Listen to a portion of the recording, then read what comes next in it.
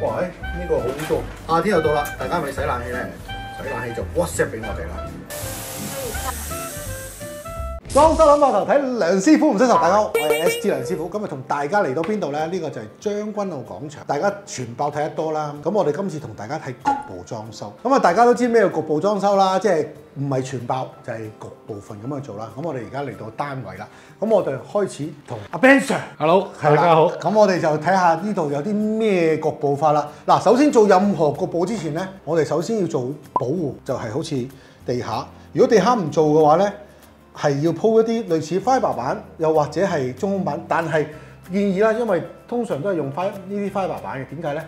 因為啲嘢跌咗落去咧，如果佢下面嗰啲木地板嘅話咧，就都容易凹嘅，磚就容易爛啦，所以用 fiber 板就比較個 cost 會貴啲啦。咁再嗰睇下啦，廚房嗱，雖然冇乜大整嘅，但係啲門框啊呢啲位置啊，其實都基本嘢都要擋一擋嘅。係啦，咁可唔可以講一講呢個單位做啲咩先？搞咁多嘢？呢一個位本身咧，以前咧就有一個燈槽喺度嘅。燈槽係啦，跟住有一啲飾面板啦，嗰邊咧就會有一啲咁嘅鏡面喺度嘅，同埋有個組合櫃啦。咁而家都係拆走晒依份嘢㗎啦。咁拆走晒之後，就將佢嘅所有油漆重油重做啦。咁拆呢個過程裡面就麻煩少少啦，因為拆完晒原來吊揈好多燈喉喺度喎。好啦，咁我停一停啊 Ben Sir 先，想同大家講少少嘢。當一個單位咧，如果係牽涉到咁大範圍做油漆嘅話咧，我哋強烈建議個客就真係唔好留喺度啦。因為點解咧？佢個狀況就好似核爆咁樣，哇！簡直係冇可能住到人嘅。因為點解咧？啲灰塵會飛嚟飛去，飛嚟飛去咁樣。揚嚟揚去。係啦，特別頭先講啦，喂，原來拆咗某啲嘅家具之後咧，會留翻啲好多唔同嘅電線喺度嘅喎。咁點處理咧？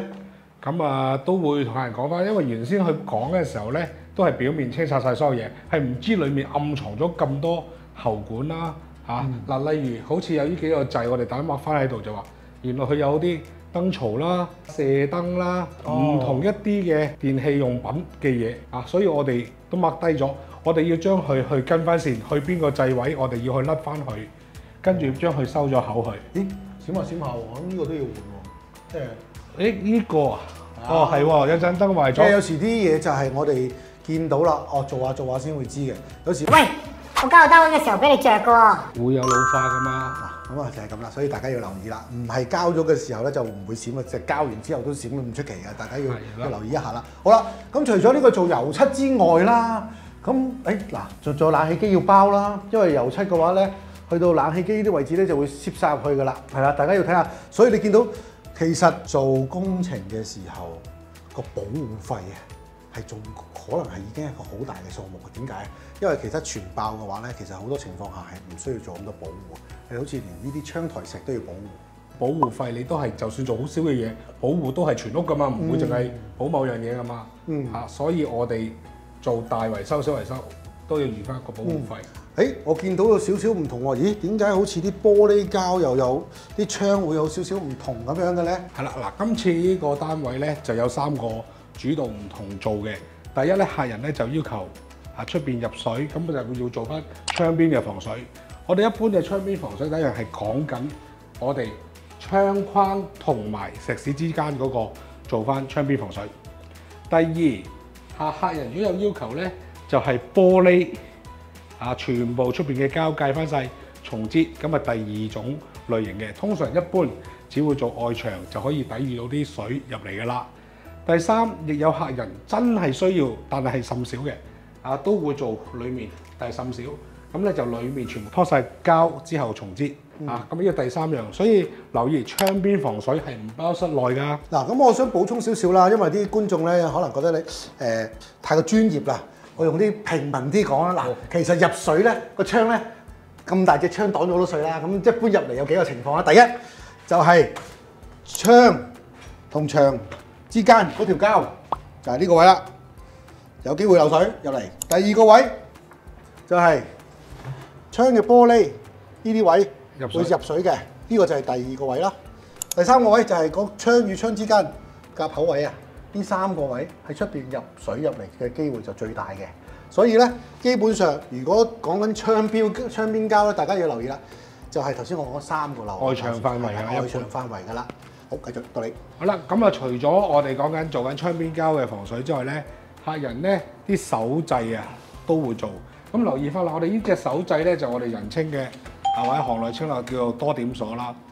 就唔係平時我哋用開嗰啲吊落手掣嚟嘅。點解叫多點鎖嘅？因為佢鎖嘅時候咧係有幾個點位同時間有扣嘅，咁啊叫多點鎖咯。好啦，咁我哋呢個單位咧都換埋多點鎖嘅。多點鎖其實我哋有分咧，淨係齋換手掣啦，就即係呢個啦。如果唔換手掣啦，咁亦會有第二個。有時候咧淨係齋換呢個鎖盒都會有人換嘅。咁大家可以留意翻啦。頭先講咗啦，呢個單位我哋做油漆啦，做鋁窗膠啦，即係嗰啲窗邊膠啦。咁又另外呢一樣咧，大家都成日遇見嘅，亦都成日想做嘅，係乜嘢咧？